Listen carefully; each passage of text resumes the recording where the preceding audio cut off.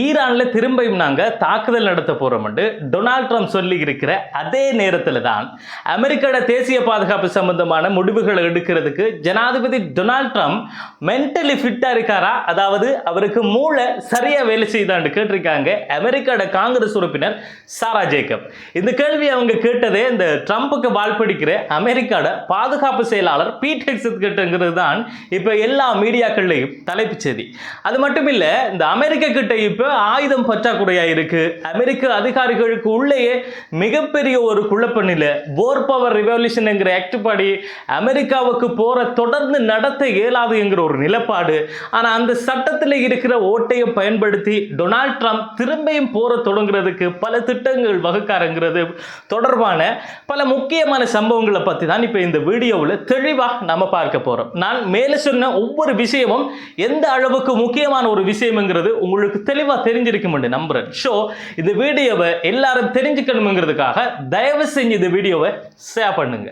போன புதன்கிழமை house arms service கமிட்டியோட hearing ஒன்று நடந்துச்சு. அடுத்ததா வியாழக்கிழமை இந்த செனட் ஆர்ம் ஃபோர்ஸஸ் கமிட்டியோட ஹியரிங் ஒன்று நடந்துச்சு. இந்த ரெண்டுமே அமெரிக்காவில் தான் நடந்துச்சு. இந்த ரெண்டு ஹியரிங்குக்கும் அமெரிக்காவோட பாதுகாப்பு செயலாளர் பீட் ஹெக்ஸத்தும் அவரோட சேர்ந்து ஜாயிண்ட் சீஃப்ஸ் ஆஃப் ஸ்டாஃபோட இந்த தலைவர் டான் கெய்மும் ஆஜராகி இருந்தாங்க. இதுல புதன்கிழமை நடந்த ஹியரிங்ல அமெரிக்காவோட காங்கிரஸ் உறுப்பினர்கள் அமெரிக்கா ஈரானில் நடத்தின போர் சம்பந்தமான பல தரப்பட்ட கேள்விகளை இவங்க ரெண்டு பேருக்கிட்டையும் கேட்பாங்க. வியாழக்கிழமை நடந்த இந்த ஹியரிங்ல அமெரிக்காவோட இந்த செனட் உறுப்பினர்கள் இருக்காங்க தானே, இவங்க ரெண்டு பேருக்கிட்டையும், அதாவது அமெரிக்காவோட இந்த பாதுகாப்பு செயலாளர் பீட் ஹெக்ஸத்துக்கிட்டையும் ஜாயிண்ட் சீஃப் ஸ்டாஃபோட தலைவர் டான் கெய்னுக்கிட்டையும் தான் இந்த பல கேள்விகளையும் தொடர்பாக கேட்டு விசாரிப்பாங்க. அதுக்கு அவங்க ரெண்டு பேரும் அவங்களோட தரப்பு நியாயத்தை பத்தி சொல்லுவாங்க. இதான் அந்த மீட்டிங் கருப்பொருள். இப்ப புதன்கிழமை நடந்த அந்த ஹியரிங்ல தான் அமெரிக்காவோட இளம் காங்கிரஸ் உறுப்பினரான சாரா ஜேக்கப் பீட் ஹெக்ஸத் கிட்ட அமெரிக்காவோட தேசிய பாதுகாப்பு தொடர்பான முக்கியமான முடிவுகளை எடுக்கிற அளவுக்கு பிரசிடென்ட் டொனால்ட் ட்ரம்ப் மென்டலி ஃபிட்டா இருக்காரான்னு சொல்லி நீங்க நினைக்கீங்களான்னு ஒரு கேள்வியை கேட்டிருக்காங்க. ஏனென்றா சமீபத்தில் அவர் சோசியல் மீடியால போடுற ஒவ்வொரு போஸ்டும் அவர் மென்டலி ஃபிட்டா இருக்காராங்கிறது சந்தேகிக்கிற அளவுக்கு தான் இருக்கண்டு அதுக்கு ரீசன் சொல்லியிருக்காங்க. இது ஜனாதிபதி ட்ரம்பையும் அவரோட நிர்வாகத்தையும் கேலி பண்ற மாதிரியே இருந்திருக்கு.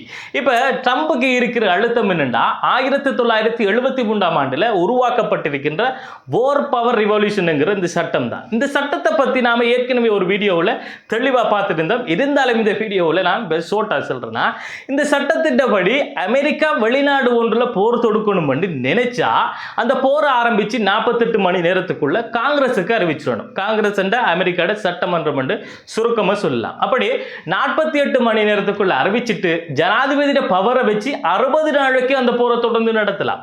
60 நாளைக்கு மேல போனா அதுக்கு பிறகு போர் நடத்தணும்டா காங்கிரஸ் அனுமதியை பெறணும். அந்த 60 நாளைக்குள்ள எதிரி நாடு நேரடியா அமெரிக்காவுக்கு தாக்குதல் நடத்தினா காங்கிரஸ் அனுமதி இல்லாம 60 நாளைக்கு மேலேயும் ஜனாதிபதி அந்த போரை என்ன செய்யலாம், கொண்டு போய் சேர்க்கலாம். இப்ப அந்த 60 நாள் முடிஞ்சு, ஆனா அந்த 60 நாளைக்குள்ள ஈரான் அமெரிக்காவுக்கு நேரடியா எந்த விதமான தாக்குதல்களையும் நடத்தல. சோ இந்த போரை தொடர்ந்து நடத்த ட்ரம்புக்கு காங்கிரஸ் கிட்ட அனுமதி வேண்டியே ஆகணும். ஆனா அமெரிக்கா இதுவரைக்கும் நடத்தின போரால 25 பில்லியன் அமெரிக்க டாலர் செலவு செஞ்சிருக்காங்க.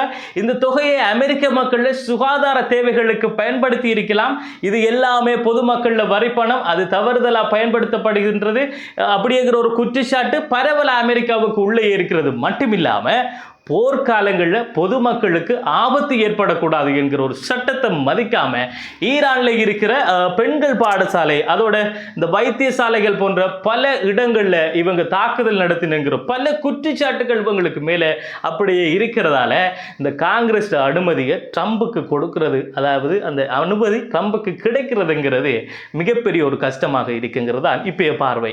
இப்ப இதுல தான் ஒரு சின்ன சிக்கல் இருக்கு. அது என்னன்னா, காங்கிரஸ் அனுமதி கிடைக்கலன்றாலும் இந்த போரை திரும்ப நடத்துறதுக்கு போர் பவர் ரிசல்யூஷன் சட்டத்தில் நிறைய ஓட்டை இருக்கு. ஏனண்டா இந்த போரை எப்போ முடிக்கணும்ங்கிறது சம்பந்தமா சொல்லப்பட்டிருந்தாலும் எதுக்காக நடத்தணும், மீண்டும் அதே நாட்டில் போர் தொடங்கணும்டா எப்போ தொடங்கணும்ங்கிற கால வரையறை எல்லாம் தெளிவா இல்லாததால இப்போதைக்கு இந்த போரை முடிவடைஞ்சிட்டேன்னு சொல்லி ட்ரம்ப் அறிவிச்சுட்டு அடுத்த நாளே ஈரானை தாக்கிட்டு 48 மணி நேரத்துக்குள்ள காங்கிரஸ் கிட்ட அறிவிச்சுக்கிட்டு திரும்பியும் அதே 60 நாள் காலக்கெடுவை எடுக்கலாம். மீண்டும் மீண்டும் அப்படிங்கிற மாதிரி தான்.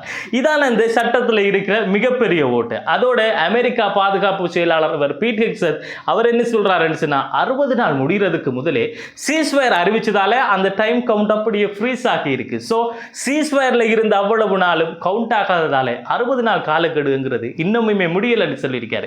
ஆனா செனட் உறுப்பினர்கள் என்ன செய்றாங்கன்னா அப்படி எந்த ஒரு விஷயமும் சட்டத்தில் சொல்லப்படலைங்கிறதால 60 நாள் முடிஞ்சு வேற எந்த கதையுமே இல்லைன்னு சொல்றாங்க. அது கூட இப்போ ஒரு சர்ச்சையா தான் இருக்கு. இப்பதான் நாம முக்கியமான ஒரு பிரச்சனைக்குள்ள வாரம். அமெரிக்காட ஆயுத பற்றாக்குறை சம்பந்தமான ஒரு சர்ச்சையும் இப்ப அமெரிக்காவுக்குள்ள போயிட்டு இருக்கு.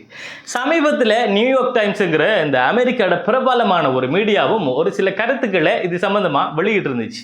அது மட்டும் இல்லாம அமெரிக்காட காங்கிரஸ் உறுப்பினர்களும் இது சம்பந்தமான குற்றச்சாட்டுகளை முன் வச்சிருக்காங்க.